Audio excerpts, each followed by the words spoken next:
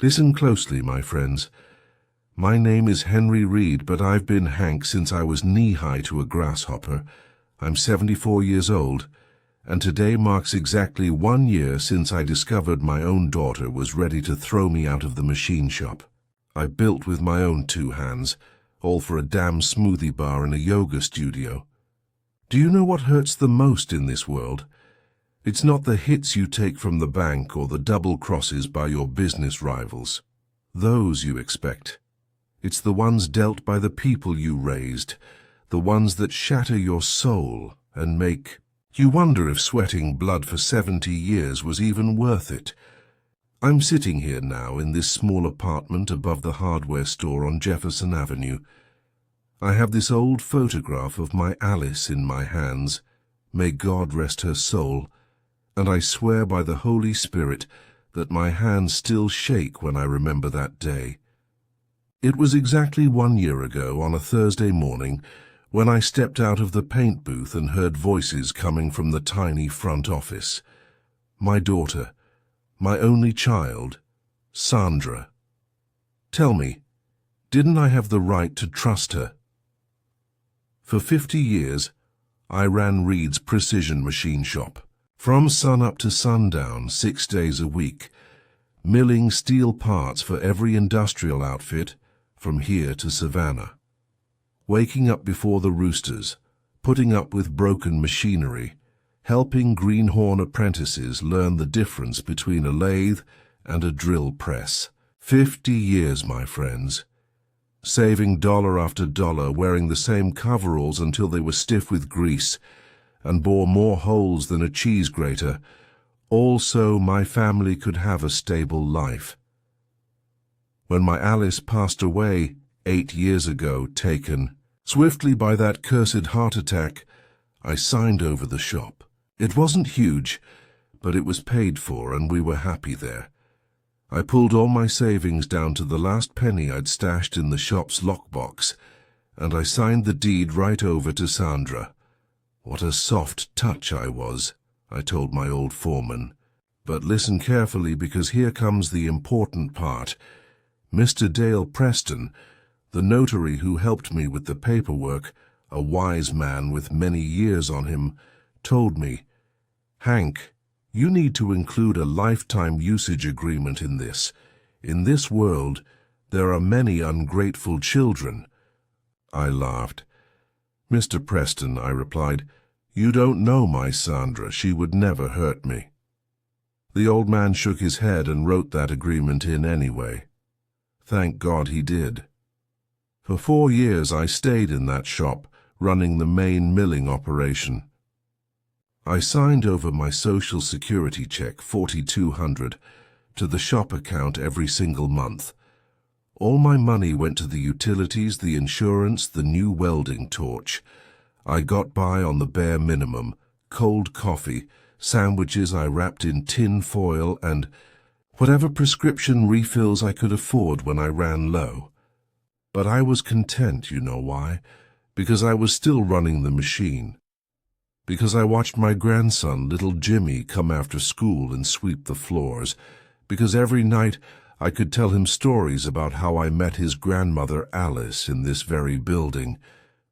I had my corner by the main press, the one I bought myself in '85. It was the biggest, noisiest, most beautiful piece of equipment in the place. But things started to change a year ago when Sandra's husband, Gary, lost his job in commercial real estate and started hanging around. My son-in-law started making strange comments. At first they were small things. "Dad, could you keep the noise down? I'm trying to take a video call in the office." Or when I was listening to the baseball game on my old radio, "Your volume is too high again, Hank. 5 clients can hear your static." I kept quiet, my friends. I kept quiet because I thought it was Gary being nervous about being unemployed. But that Thursday morning, exactly 1 year ago, everything changed. I came out of the paint booth, walked toward the press, and heard Sandra's voice from the office. The door was slightly ajar, and her words hit me clear as the first frost. Your father can go rent a small unit downtown. We'll put the Zen Glow studio in his space. Gary needs the income. Besides, the shop is ours, isn't it? The deed is in my name now." I stood paralyzed by the drill press, my legs shaking. Gary didn't answer immediately. I heard the scrape of a chair as he shifted. Then his voice, lower, but it struck me like a knife. "Well, technically, yes. The deed is in your name, but Dad has that usage clause." "What usage clause?" Sandra interrupted. "He's old, he won't even notice where he works, but Gary needs this opportunity, and I need space. Don't you care about making money more than your father's noisy hobby?" That's when I felt the world crash down on me. My hands started shaking so violently I had to grip the railing. 50 years working like a beast. 8 years running this place alone after Alice left. 4 years giving her my entire pension. And now they were talking about me as if I were a piece of old scrap metal that was in the way. I walked back to the main press and started it up softly, so they wouldn't know I had listened. I sat on my stool by the machinery, that machinery where I had built parts for half a century, where I had planned Sandra's college fund, where Alice had made me promise I would always look out for our little girl. That night, I didn't sleep a wink.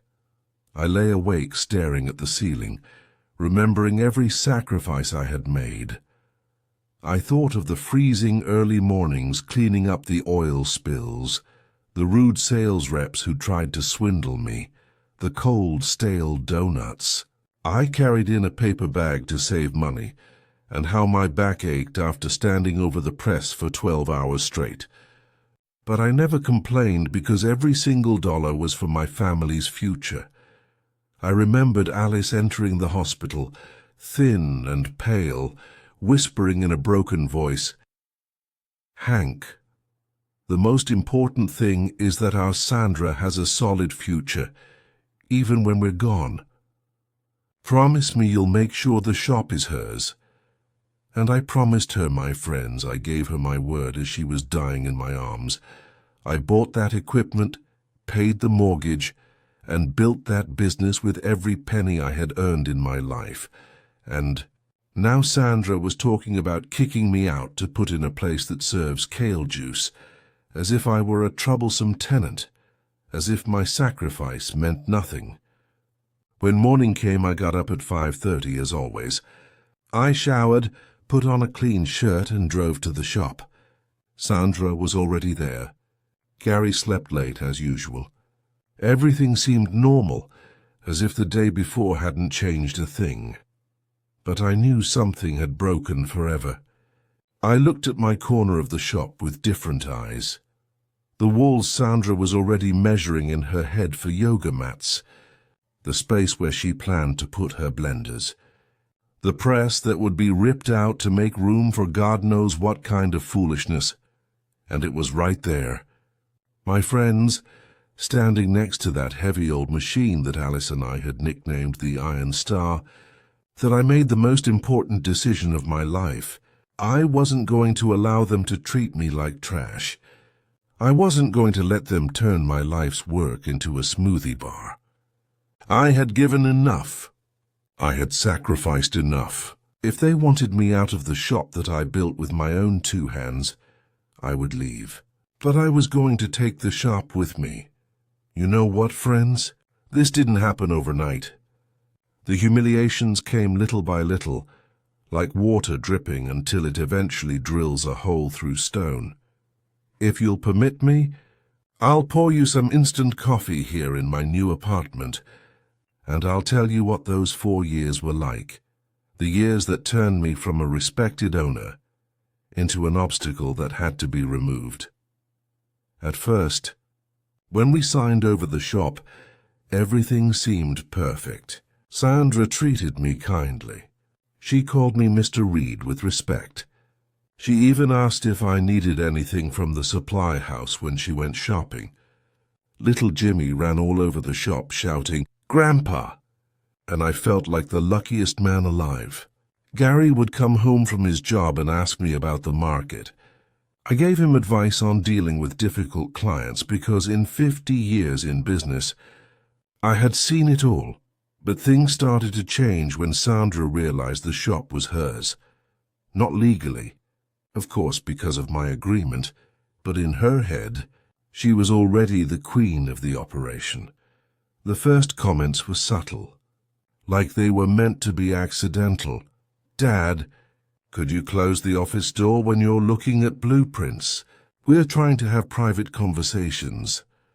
I obeyed without a word, thinking she had a point, that the apprentices shouldn't have to hear business talk. Then came the complaints about my methods. "Dad, you run the press too early. The sound of the machinery wakes up the neighbors." I had been an early starter my whole life, ever since I started working at 15, but I tried to run the heavy equipment later, even if it meant being late for my delivery deadlines or missing the bus to see my old foreman Ted on Saturdays. Then it was my radio. I had a small older model I had bought when Alice was still alive. In the afternoons I liked to listen to my shows, the classic country, the financial news. But Sandra started to complain. "The volume is too high. My head hurts. Can't you use an earpiece?" An earpiece to listen to the radio in my own shop. Can you imagine? But I bought a cheap one that hurt my ears because I didn't want to cause trouble. Then came the comments about the smell. "Dad, I think your coveralls smell musty." The grease smell travels all through the office. I cleaned those things every week, used solvent on my hands and took a shower. But I started spraying industrial cleaner around the shop and washing my coveralls twice as often, because I thought maybe I didn't realize I smelled due to my age. Sandra also started complaining about my tools on the bench. "Dad, your wrenches take up too much space. The shipping area needs to be clean for clients." I put my tools in a little box in my corner, even though it was less convenient to have to go all the way there every time I needed to fix something on the spot. And the expenses, my friends, the expenses hurt the most.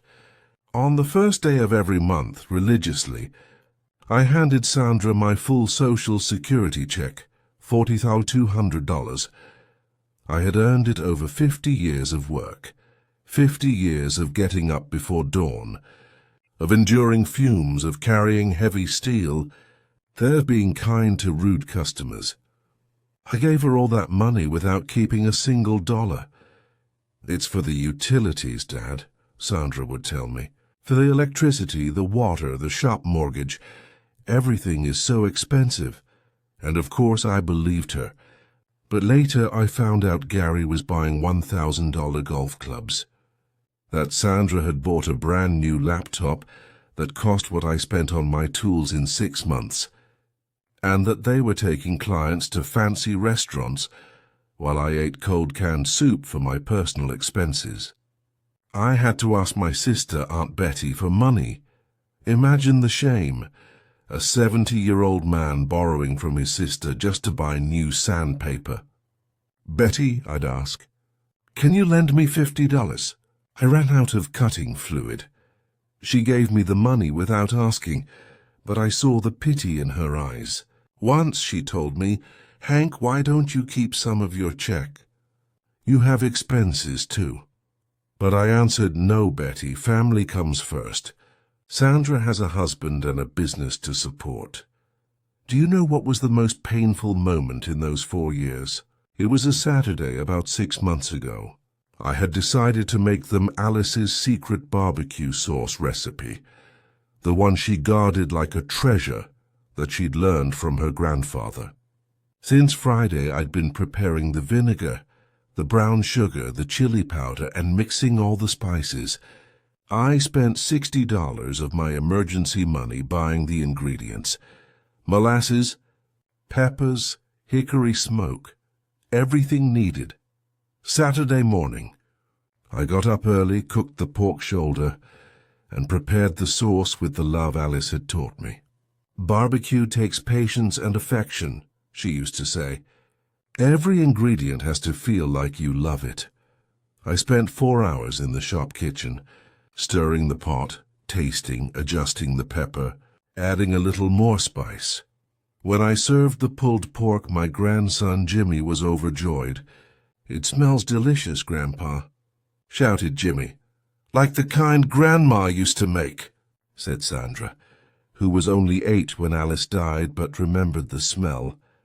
I felt proud. I thought I had finally done something the whole family would enjoy, but when Gary took the first bite, he twisted his face as if he'd bitten into something spoiled. "It's too sweet," he said loudly so everyone could hear. "This heavy food is bad for the clients. You shouldn't be cooking greasy food in a professional environment."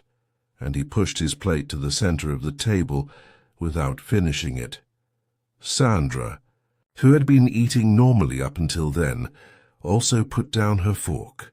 "Dad," she said to me with that condescending voice she had started using, "don't you think at your age you should be eating lighter things?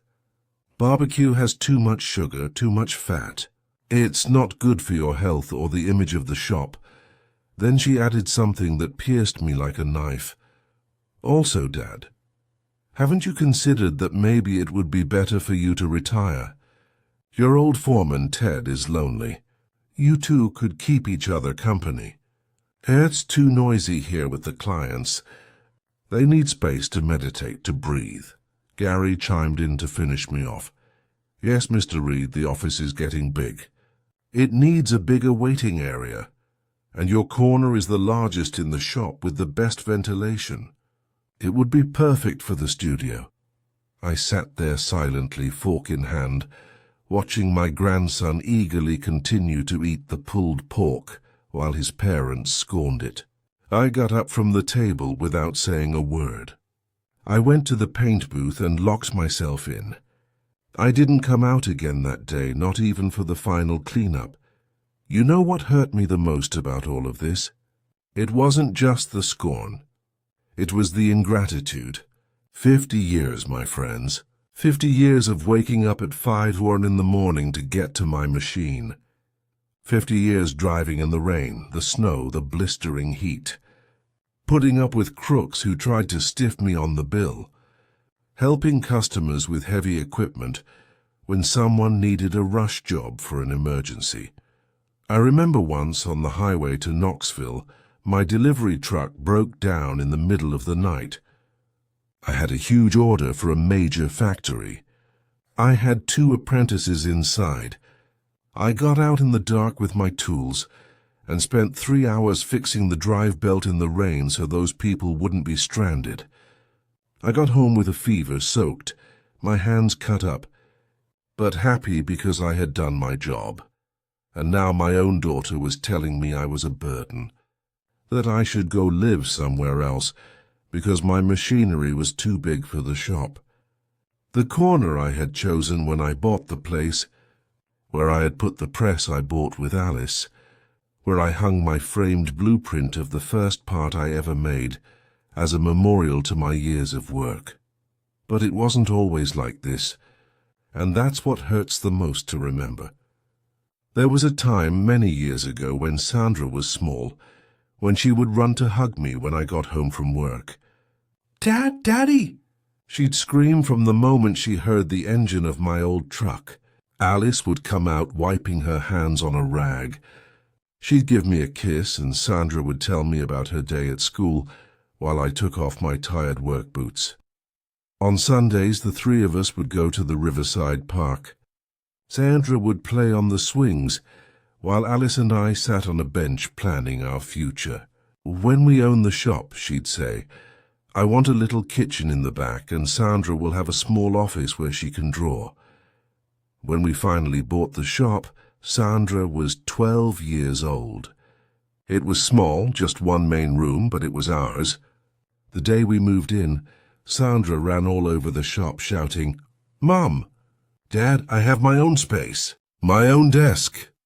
He looked out the little window in his new desk area and yelled to us, "I can see all the way to Mrs. Henderson's flower shop from here." Alice planted hardy geraniums in pots because we didn't have a green space. But she always said, "One day we'll have roses, Hank, red roses, like my mama had." And when Sandra graduated from college, right there in the little office of our shop, we held a small party with slow-cooked brisket that Alice had made since dawn. "Dad," Sandra told me that day, hugging me tight, "when I'm grown and have money, I'm going to buy you a huge, brand-new CNC machine so you don't have to work so hard." I believed her. Of course I believed her. She was my daughter, my only child, the girl who had grown up watching me sacrifice everything for the family. But that girl who promised me a fancy new machine became the woman who wanted to kick me out of the shop I bought myself, and Gary, who at first called me Mr. Reed with respect, now spoke to me as if I were a bothersome fixture that needed removal. In the last few months before that terrible morning when I heard their conversation, the humiliations became more direct. Sandra no longer bothered to hide her contempt. If I coughed near the grinder, she'd say, "That awful dust cough again. You should see a doctor." If I played my radio, she'd sigh loudly and slam the office door shut. If I fixed myself a hot meal on the foreman's burner, she'd open all the bay doors to air out the smell. Once, about 2 months ago, I was sharpening my bits on the whetstone near the back dock when I overheard Sandra talking on the phone with her friend. "Brenda, I can't take this old man anymore," she was saying. "The whole shop smells like oil and rust. He starts the press too early and wakes everyone up. He watches his old shows with the volume blasting. And the worst part is, he occupies the best corner of the shop. I could turn that into an incredible yoga studio." That afternoon I sat on my metal stool, surrounded by Alice's pictures taped to the toolbox, and for the first time in a long time, I cried. I cried for the ingratitude, for the lost years, for believing that a father's sacrifice was enough to guarantee a daughter's respect. I cried for Alice, who had died thinking our Sandra would always take care of me. But I also cried, my friends, for my own foolishness, because I had allowed them to treat me like that.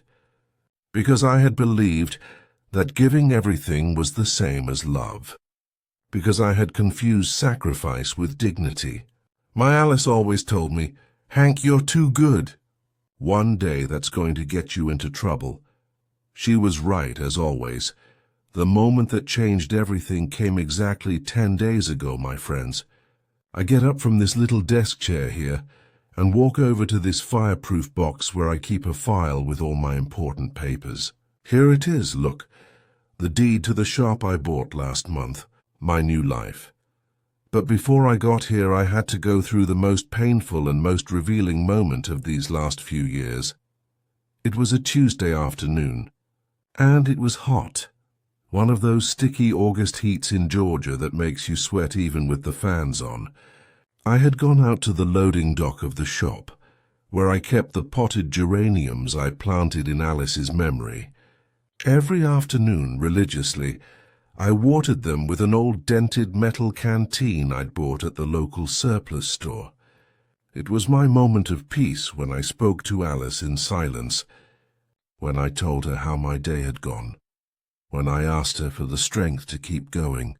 I was crouched down next to the pots, feeling the grit cling to my old work boots, when I heard Sandra's phone ringing inside the office. The small window was open because of the heat, and her voice carried clearly into the dock area. At first I didn't pay attention. I thought it was one of those calls from equipment vendors. But when I heard her say Brenda, I knew it was her friend. That gossipy woman who sometimes came over for coffee and always looked at me like I was a broken tool. "Oh, Brenda," Sandra was saying with that voice she used when she wanted to play the victim. "I just can't take this situation anymore. It's been 4 years. 4 years of tolerating this old man in my shop. My shop, she said. My shop, as if I wasn't the one who had paid for it with 50 years of work. I stopped watering. I stood motionless with the canteen in my hand, trying to listen better without making a sound. Sandra continued talking. He wakes up super early and runs noisy machines. The whole place smells like old grease. He plays his classic country shows with the volume up so loud. And the worst part, Brenda, the worst part is that he has the best corner. Can you imagine the ventilation, the space? The biggest one right by the loading bay. I could have the Zen glow studio of my dreams in there. I felt like I had been punched in the stomach. The canteen was trembling in my hands, but I kept listening. I needed to hear everything. But I've already got it figured out, Sandra continued, and in her voice there was a cold certainty that chilled my blood. I've started feeding Gary ideas. I tell him his dad would be better off retired, that we need commercial space here, that the shop is too small for so many uses. Brenda must have asked her something because Sandra gave that fake laugh I knew so well. No, girl, there won't be a problem. The deed to the shop is in my name. We're the owners, and the old man has nowhere to go but to his sister Betty's apartment. He already served his purpose. He gave us the business. Now he can go bother someone else. In that moment I dropped the canteen. The sound of the metal hitting the concrete and the water spilling onto the ground made Sandra stop talking for a moment. I stayed there, watching the water spread over the ground, soaking my boots, watering the geraniums in a way Alice would never have approved of. But I couldn't move. My legs felt like steel columns.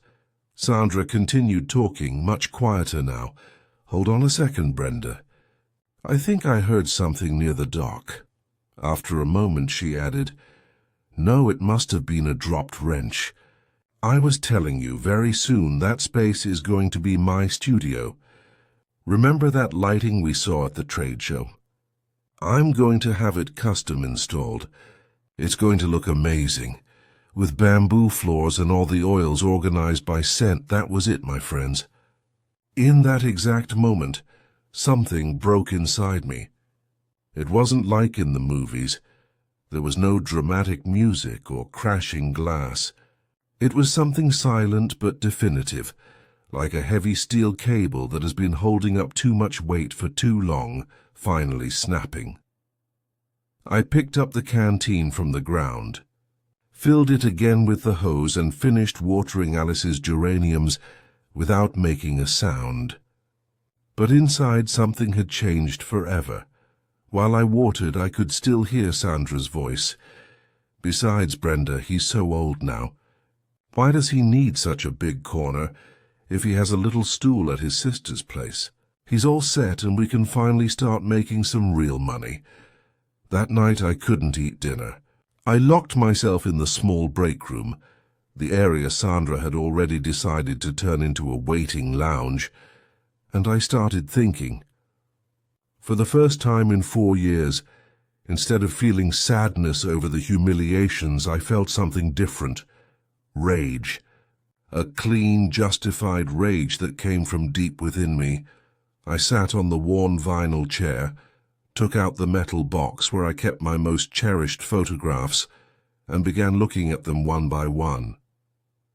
Alice on our wedding day, in that simple cotton dress her mother had sewn. Alice holding newborn Sandra in the hospital. Alice and I the day we bought the shop. Alice planting the first geraniums in our first little pot. And the last photo I took of her 2 months before she died, sitting in the office chair, frail but smiling, with Sandra next to her. Alice, I said to her picture, what would you do if you were me? Tell me, my love, how do I get out of this with dignity? And I swear by the Holy Ghost that I heard her voice clear as if she were sitting right next to me on the chair. Hank, you've given enough. You've been humiliated enough. Now defend what is yours, and defend your dignity. I didn't raise you to be a doormat for anyone, not even your own daughter. The following days were strange, my friends. On the outside, I was still the same old Hank. I woke up early, drank my coffee alone in the break room, said hello to Sandra and Gary when I saw them, played with my grandson Jimmy when he came to the shop after school. But inside, I was thinking, planning, remembering things I had forgotten. I remembered Mr. Dale Preston, the notary who had helped me when I signed over the shop, an older man with a white mustache and thick glasses who I liked from day one. When I explained that I wanted to put the shop in Sandra's name, he had asked me, "Are you sure, Mr. Reed? It's a very noble thing you're doing, but allow me to suggest something. Let's include a lifetime usage agreement clause just in case." I had laughed that day. "Mr. Preston, you don't know my Sandra. She's a good girl, a hard worker. She would never hurt me. That clause isn't necessary." But Mr. Preston had insisted. "Mr. Reed, in my 40 years as a notary, I've seen everything. I've seen good kids turn into devils when property is involved. Believe me, it's better to be safe than sorry."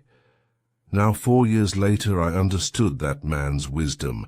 The lifetime usage agreement meant that as long as I lived, I had the legal right to work in that shop. And if that right was violated, I could demand the complete return of the property. "Just in case there are ungrateful children," Mr. Preston had told me with a sad smile. How right the old man was. During those days of reflection, I also thought a lot about my sister, Aunt Betty. Sandra mentioned her name as if she were the perfect solution. He can go live with his sister. But Betty was 76 years old. She lived in a small 2-bedroom apartment in North Fulton, on a smaller pension than mine. How could I show up and cause her expenses, take away her peace, and become a burden on my older sister when I had my own resources? No, my friends. For the first time in a long time, I began to think clearly. I had worked 50 years to have a dignified old age. I had bought that shop with my money. I had put it in Sandra's name out of love. But that didn't mean I had to endure humiliations. Alice hadn't raised me to be a whining old man who accepts any abuse just to avoid bothering people. The definitive moment arrived 5 days ago. It was Friday afternoon. I had gone to the supply house to buy a few things with the money Betty had lent me. When I came back, I saw Sandra standing in the doorway of my corner with a tape measure in her hand. She had her cell phone in the other, and on the screen I caught a glimpse of a flooring company's website. She was measuring the walls of my corner, my friends, measuring my workspace as if it were already hers, calculating where her bamboo floor, her mirrors, her foolishness would go. She didn't see me arrive because she was concentrated, writing numbers in a little notebook and talking to herself. "The large mirror will look perfect here, and the cubbies for the towels over here. And what are you doing, Sandra?" I asked in a calm voice without shouting, without getting upset. She turned around with not an ounce of shame, as if it were the most natural thing in the world to be measuring her father's workplace to turn it into a yoga studio. "I'm planning some changes in the shop, Mr. Reed," she told me with that fake smile she had perfected over 4 years. "There will be renovations soon." "What kind of renovations?" I asked her, though I already knew the answer. Sandra looked me straight in the eye, and what I saw there finally convinced me of what I had to do. There was no respect, no affection, not even pity.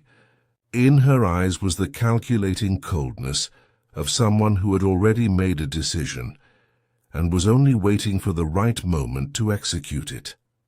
"Necessary changes," she said.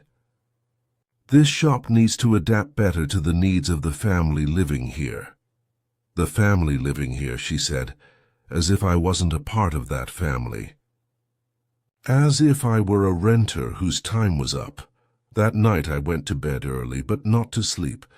I stayed awake until very late, staring at the ceiling, listening to the sounds of the shop. Gary watching TV in the office, Sandra coming home late from her meeting, the machinery settling as it cooled. My family, but a family that no longer wanted me. At 3 in the morning I made the decision. I got up, turned on the lamp on my little desk, and took a yellowed paper out of my wallet that I had kept for 10 years, Mr. Preston's business card. The next day I was going to look for him. It was time for Henry Reed to stop being the good old man who puts up with everything and become the man who defends what is his. Alice was right, as always. The moment had come to defend my dignity. So Monday morning I woke up at 5:30, as I had every morning for 50 years of running a machine shop. But this day was different, my friends. I had made a decision that was going to change my life forever. I got out of bed slowly, with that strange calm you feel when you know you're about to do something important, something definitive. I showered carefully. I shaved slowly in front of the little break room mirror that Sandra criticized so much for being covered in metal dust. I combed my grey hair back with the hair tonic I'd used since I was young. The one Alice always said made me look distinguished. Then I went to my locker and took out my best suit, that navy blue suit I had worn only 3 times in my life, the day of my wedding, the day of Alice's funeral, and now. I put it on carefully. I knotted the maroon tie that Alice had given me for our 20th anniversary. I put on the black shoes that I had shined the night before. When I saw myself in the cracked mirror in the break room, I didn't recognize the humiliated old man of the last 4 years. There stood Henry Reed, the man who had worked 50 years without missing a single day, the man who had raised a daughter alone after being widowed, the man who had bought that shop with the sweat of his brow. Henry Reed, I said to my reflection, you will not allow them to wipe their shoes on you. It's over. And I walked out of my corner with my head held high, Mr. Preston's yellowed business card in my hand, and a determination I hadn't felt in years. It was 7:30 in the morning. The shop was quiet. Sandra was sleeping late as usual. Gary had already left for a golf outing. Little Jimmy was eating breakfast and watching cartoons on TV in the office. I gave Jimmy a kiss. I told him I loved him very much, and I left the shop without coffee. My stomach was knotted with nerves, but I also had a mental clarity I hadn't felt in a long time. The walk from the shop to the notary's downtown office gave me time to think. For 50 years I had made that same trip to go to work, but in the opposite direction. How many early mornings, how many orders, how many stories I had heard over those years. And now I was heading downtown, not to work, but to recover my dignity. At 8:30 sharp, I knocked on the glass door of Mr. Dale Preston's office. The secretary, a very kind older woman, told me Mr. Preston didn't have an appointment until 10 that day.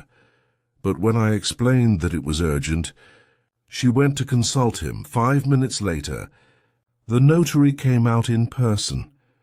Mr. Preston had aged in those 10 years, but he was still the same elegant man I remembered.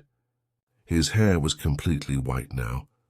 He had more wrinkles around his eyes, but his gaze was still intelligent and kind. When he saw me, his eyes widened in surprise, and then he smiled. "Mr. Reed, how many years has it been? 10, 12? I have successfully saved and analyzed the 3rd section of your script. It delivers the powerful climax of the story, covering the protagonist's meeting with the lawyer, the mounting tension before the court date, and the dramatic resolution in the courtroom. The conversational and intensely personal style remains perfectly intact. I will now integrate this into the ongoing rewrite for Henry Reed, maintaining the character, style, and unique theme, the machine shop betrayal. He shook my hand with that warmth I remembered. Come into my office, Mr. Reed. What brings you here? I hope it's not bad news. And we sat in his office, which smelled of old leather and freshly brewed coffee. The same diplomas I remembered were on the walls, and pictures of his grandchildren were on his desk. Mr. Preston poured me coffee in a thick ceramic mug and sat across from me with the patience of good lawyers, the ones who really listen to their clients. Mr. Preston, I said, I've come about the shop I put in my daughter Sandra's name 4 years ago. Do you remember that deed? Mr. Preston frowned thoughtfully and then stood up to go to a huge filing cabinet behind his desk. Reed! Henry! He murmured as he searched through the folders. Here it is. Property transfer with a lifetime usage agreement clause. He returned to his desk with a thick folder and opened it in front of me. Of course I remember.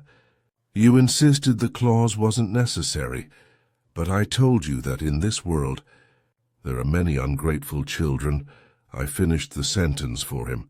You were right. Mr. Preston, completely right. Mr. Preston took off his glasses, cleaned them slowly, and looked at me with the expression doctors wear when they know what disease you have before you finish explaining the symptoms. Tell me what happened, Mr. Reed, and don't hold anything back because I need to know all the details. For the next hour I told him the whole story. I told him about the 4 years of humiliations, about Gary's comments about the grease smell and my schedule, about how they had made me feel like a burden in the shop I had paid for myself. I told him about the moment I overheard the conversation where they planned to kick me out to put in Gary's smoothie bar, about the phone call where Sandra talked about turning my corner into her dream yoga studio, about how she had been measuring my space with a tape measure. Mr. Preston listened without interrupting, taking notes occasionally in a legal pad. When I finished my story, he was silent for a few minutes, reviewing the documents in the folder. Mr. Reed, he finally said, the lifetime usage agreement is very clear. As long as you live, you have the absolute right to operate your machinery on that property. Any attempt to evict you constitutes a serious breach of the deed of gift. And when there is a breach, the law provides 2 remedies. You can demand the forced fulfillment of the contract, or you can request the reversal of the transfer. Reversal means they can give me the shop back, I asked, though I already knew the answer. Exactly.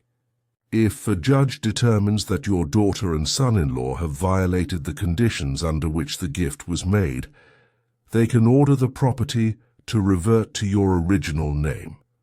It's as if the transfer never existed. Mr. Preston leaned forward in his chair. Do you have proof of what you're telling me? I explained that I had started recording conversations with a small device my sister Betty had bought me, one of those little recorders that students use. Over the last few days I had recorded several comments from Sandra, including a conversation where she told her friend over the phone, "In a few weeks I'll have my studio, Brenda. The old man is moving to his sister's place, and that's a done deal." Mr. Preston smiled for the first time in the conversation. "Mr. Reed, you did well to document all of this. Recordings are valid evidence when they are made in the recorder's own workplace. We are going to sue for breach of contract, and we are going to ask for the total reversal of the transfer. The next 15 days were the strangest of my life, my friends. On the outside, I was still the same old grandpa. I played with my grandkids, helped organize the stock, kept Alice's geraniums watered. But inside, I had a secret that gave me strength, a hope I hadn't felt in a long time. Mr. Preston had filed the lawsuit in Fulton County Business Court, and now all we had to do was wait for the hearing date. Sandra continued making her poisonous comments, but they no longer hurt me. When she would say, "Mr. Reed, have you talked to your sister about the retirement unit yet?" I would answer calmly, "Don't worry, Sandra. Everything will be settled soon." She interpreted my words as resignation, but I knew she was in for the surprise of her life. Gary, for his part, had started avoiding me. He came home late from his golf outings, ate quickly and locked himself in the office with Sandra. But sometimes I caught him looking at me with a strange expression, as if he suspected something was changing. One night after dinner, he approached me while I was watching the news on my small TV. "Dad," he said, "are you okay? You seem different lately, like I don't know, calmer." I wanted to tell him the truth in that moment. I wanted to explain that his wife had turned me into a stranger in my own shop, that he had allowed me to be humiliated for 4 years. But I kept quiet. There would be time to talk in court. "I'm fine, son," I told him. "I'm just thinking about a few things. Some changes I might have to make." Gary nodded, but I saw in his eyes that he was not at ease. Maybe deep down, he knew that what they were planning was wrong. The day of the hearing arrived on a rainy Thursday in November. I got up earlier than usual. I put on my navy blue suit, my maroon tie and my shiny shoes again. I ate breakfast alone in the shop break room, watching the raindrops fall on Alice's geraniums through the window. "Today, my love," I said in a soft voice, "your Hank is going to get his dignity back." The business court was downtown, in an old but impressive building. Mr. Preston was waiting for me at the entrance, also dressed in his best suit, carrying a leather briefcase full of documents. "Are you ready, Mr. Reed?" he asked. "More ready than ever," I replied. Sandra and Gary arrived 15 minutes later, accompanied by a young lawyer who looked nervous. Sandra was wearing an elegant black dress and high heels, as if she were going to an important business meeting. Gary was wearing an expensive shirt and a tie I didn't recognize. They looked sure of themselves, confident as if they had already won the case. When they saw me sitting next to Mr. Preston, Sandra greeted me with a fake smile. "Good morning, Mr. Reed. I didn't know you had a lawyer, too." Gary didn't greet me. He just looked at me with an expression I couldn't decipher. The judge was a woman around 50, serious but not unkind, with silver glasses and a black robe that gave her great authority. Her name was Judge Eleanor Vance, and from the moment she started speaking I knew she was a fair person. "This is a case of a lawsuit for breach of a deed of gift," she announced. "Mr. Henry Reed alleges that his daughter, Sandra Reed, and her husband, Gary Sterling, have violated the conditions under which a business property was gifted 4 years ago. Mr. Preston, present your arguments." Mr. Preston stood up and spoke for 20 minutes, explaining with elegant but clear words everything that had happened to me. He presented the recordings I had made, read the lifetime usage agreement clause, and explained how Sandra had planned to turn my corner into a yoga studio after kicking me out of the shop. When the recordings played in the courtroom, Sandra turned pale. Her own voice filled the room. "I can't take this old man in my shop anymore. In a few weeks I'll have my studio, Brenda. The old man is moving to his sister's place, and that's a done deal."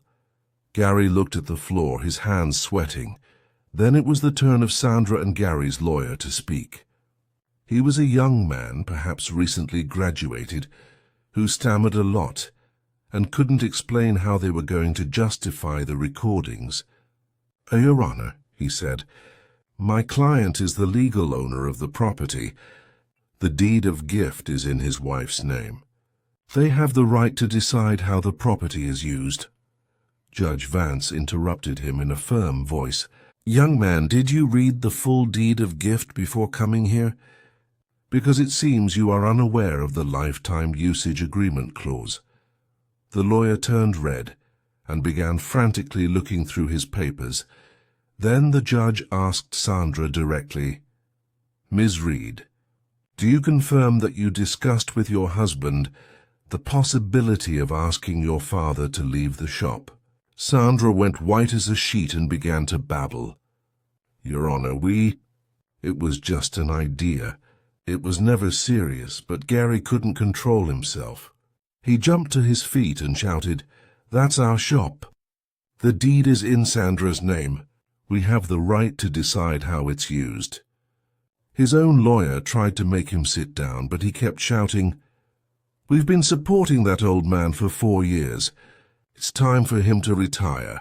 Judge Vance banged her gavel on the desk, and silence fell completely in the room. Sir, she said in an icy voice, sit down immediately and control your emotions, or I will have you removed from my courtroom. Gary sat down but continued shaking with rage. After hearing the arguments and reviewing the evidence, the judge continued. This court determines that there has indeed been a serious breach of the conditions of the deed of gift. Mr. Henry Reed has 2 options. He can demand the forced fulfillment of his right to the life estate, or he can request the complete reversal of the transfer. My heart was beating so hard I thought everyone in the courtroom would hear it. The moment had come to make the most important decision of my life. I stood up slowly, straightened my tie, and looked Sandra directly in the eyes for the first time in months. Your Honor, I said in a clear, strong voice, I choose the second option. I request the complete return of the property. I want my shop back. Gary jumped to his feet. Dad, no. We can fix this. Sandra won't bother you anymore. But it was too late. The judge banged her gavel again and sentenced, The reversal is granted. The property returns to the estate of Mr. Henry Reed. The current occupants have 15 days to vacate. The silence that followed was deafening. Sandra was crying. Gary looked at me as if he didn't know me. And I, for the first time in 4 years, felt completely free. 3 months have passed since then, my friends. Here I am, sitting in my new small apartment above the hardware store, finishing this story while looking at this photograph where I'm hugging my grandson, little Jimmy. 3 months since Judge Vance banged her gavel and returned what was mine. 3 months since Sandra and Gary had to pack their things and look for a new place to live. Do you know what I did when I got my shop back? The first thing I did was sell the machinery. Yes, you heard right. After everything I had fought for, after winning in court, I sold every piece of heavy equipment, because I understood something important. That shop was no longer my sanctuary. It had become a battleground, a place full of suffocating humiliations and bad memories. I couldn't stay there. Looking at every corner where Sandra had planned to erase my existence, I sold the main press, the drill, the lathes, and all the stock for $810,000. A good price, the auctioneers told me, because quality machinery holds its value. With $350,000, I bought this small machine shop unit near the old industrial park. It's small, but it's mine. It has a good office and a clean bay that smells like fresh oil every morning. From my window, I see the park where I now work on restoration projects with my friends, where trucks load and unload just like the old days. The other $460,000 I put in the bank in a special account that Mr. Preston helped me open.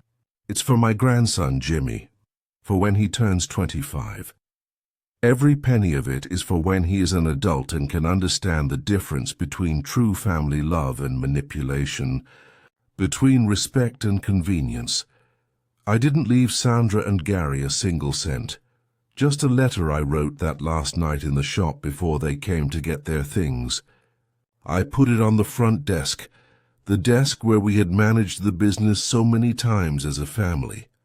To Sandra and Gary, I hope the dream of the smoothie bar and the yoga studio was worth losing a business and losing your father. The money from the sale is saved for Jimmy, for when he is old enough to appreciate the meaning of sacrifice and respect. May God bless you, Hank. Do you know what was the hardest part of all this? It wasn't the trial. It wasn't selling the machinery.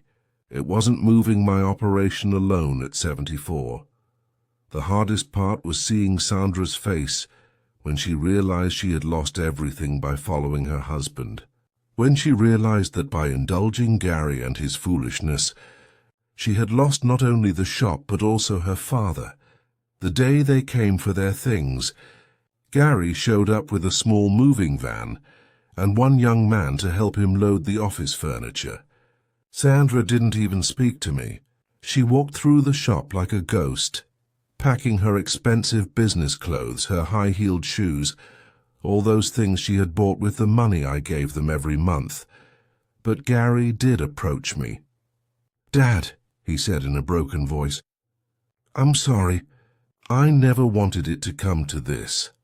I looked him in the eyes, those eyes that looked so much like a liar's, and I said, "Gary, I gave you my time, my money, my business, and my respect. And you chose contempt over gratitude. There is nothing to forgive, son, because it wasn't a mistake. It was a decision." He was silent for a moment, then added, "What if Sandra changes? What if things get better?" I shook my head. "Gary, Sandra won't change because Sandra doesn't believe what she did was wrong. And you won't change either, because you allowed me to be treated like trash in the business I built with 50 years of work. Now they live in an apartment complex in Marietta, in a cramped unit that costs them $2,800 a month. Sandra can no longer boast that she owns a business. She can no longer invite her friends over for coffee in her big office. She can no longer talk about her dream studio. The three of them live cramped in 700 square feet. Gary, Sandra, and Jimmy. Gary's co-workers at the real estate firm heard the whole story. Atlanta is small, my friends, and news travels fast. Now when he gets to work, he hears murmurs. There goes the one who kicked his father out for a yoga studio.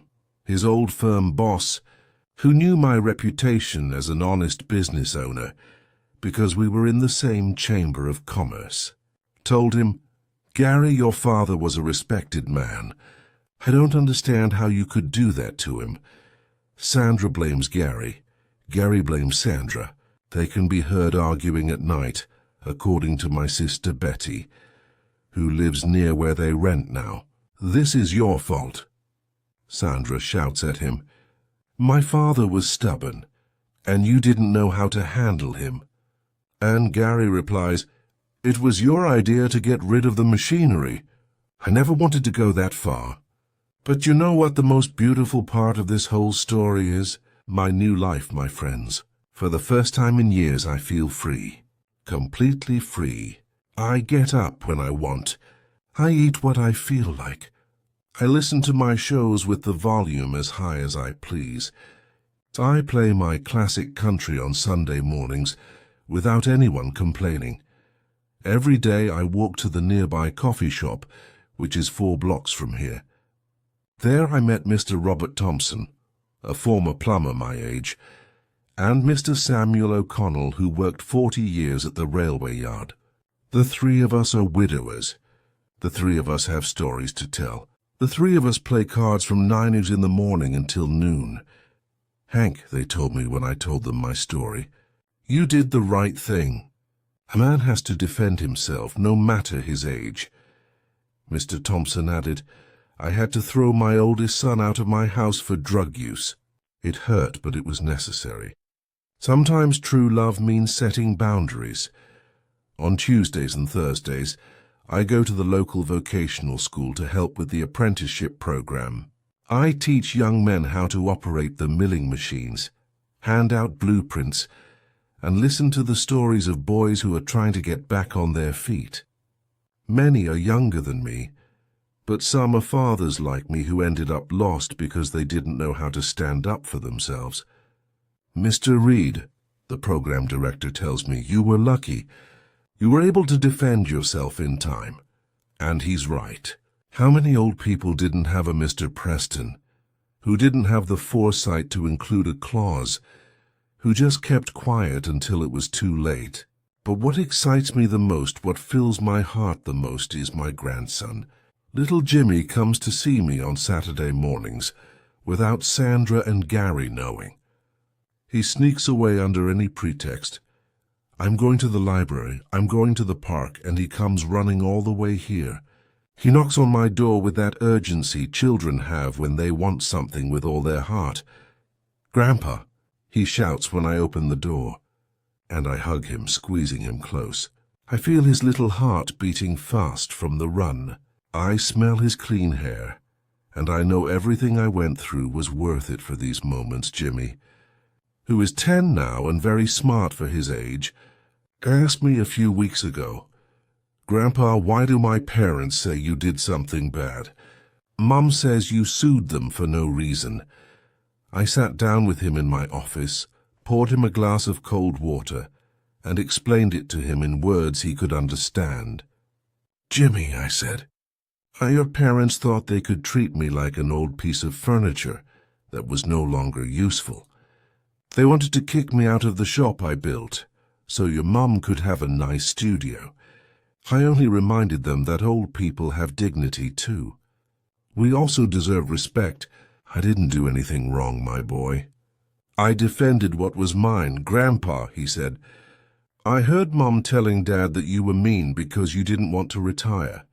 I explained, "My love, would you leave your favorite toy just because someone else wanted it?" "I wouldn't either. Besides, a man needs his purpose." I tell him stories about his grandmother Alice. I teach him how to use my small lathe. I explain what life was like when I first started the shop. He listens to me with those bright eyes children have when someone is paying them genuine, undistracted attention. "When you turn 25, I tell him, you will receive the money I saved for you. But by then, you'll be an adult. You'll understand the value of work. You'll know the difference between what is earned and what is just given." Jimmy asked me, "Is it a lot of money, Grandpa?" And I answer, "It's enough for you to start your adult life without debt, for you to go to college, for you to have options." Last Sunday, early in the morning, I was sitting on my favorite bench near the shop, giving little pieces of stale bread to the birds, when Jimmy came running up with a small clean wrench in his hand. He was out of breath, his cheeks flushed from the run. "Grandpa," he said, handing me the tool, "I cleaned this up for you. It's not your birthday or anything, but I wanted to get you something because I love you very much." I took the wrench, which smelled faintly of solvent and Sunday morning, and I felt my eyes filled with tears. I hugged him tight. I breathed in the smell of his hair, and in that moment, I knew I had done the right thing, not out of revenge, not out of rage, but out of dignity. To teach my grandson that love doesn't mean putting up with anything, that respect is not begged for, and that older people are not disposable. "Jimmy," I whispered, "tell your mom and dad that Grandpa is very happy and that I am very proud of you." Then I looked up at the sky, at that Georgia blue my Alice loved so much, and I said to her in silence, "I did it, my love. I defended my dignity just like you taught me, just like you would have wanted." My friends, if you are listening to me, if someone out there is going through something similar, let me tell you something important. Love for your children should never become the humiliation of their parents. Sometimes, the best gift we can give our children is to teach them that every person, regardless of age, has limits that cannot be crossed. I did not act out of malice. I acted out of dignity. I didn't want to hurt them. I wanted to educate them. Sometimes true love hurts, but it is necessary. Because if I had continued to tolerate it, if I had quietly retired, what would I have taught Jimmy? That it's okay to disrespect your grandparents. That old people are worthless? That you can trample on someone who loves you unconditionally? No, my friends. I prefer to be remembered as the grandfather who defended himself, who fought for his dignity, who proved that old age is not a synonym for weakness. I prefer to live alone with my head held high than to be accompanied but humiliated. This is my story. The story of Henry Reed, 74 years old, widower, former machine shop owner, father of an ungrateful daughter, and grandfather of a wonderful grandson who will one day understand why his grandpa had to fight for his place in the world. This story is for you, my friends, so you know that it is never too late to defend yourself. It is never too late to say enough. May God bless you, and remember, dignity is not given away or sold. It is defended. Did you like my story? And which city are you listening from? Let's meet in the comments if you like the story. You can support me by sending a super thanks, so I can keep bringing more stories like this. Thank you so much for your sweet support. I'm looking forward to your comments on the story. On the screen you can see 2 new life stories that I highly recommend. There's so much more on my channel. Don't forget to subscribe. See you in the next life story. With love and respect.